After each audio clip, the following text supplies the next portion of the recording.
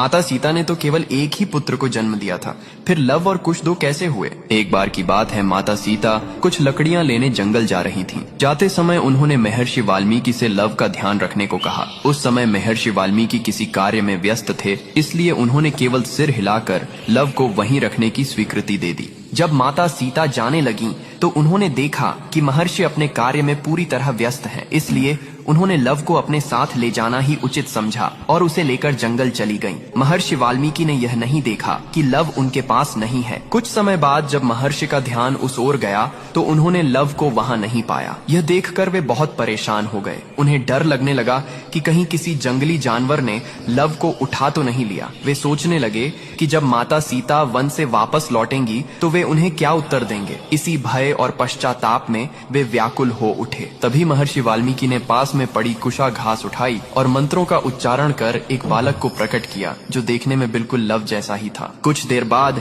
जब माता सीता वन से लौट कर आईं, तो महर्षि ने देखा कि उनके हाथ में लव पहले से ही मौजूद है। यह देखकर वे आश्चर्यचकित रह गए, लेकिन माता सीता उस दूसरे बालक को देखकर अत्यंत प्रसन्न हुई, क्योंकि वह बालक कुशा से उत्पन्न हुआ था, इसलिए उसका नाम कुश रखा गया।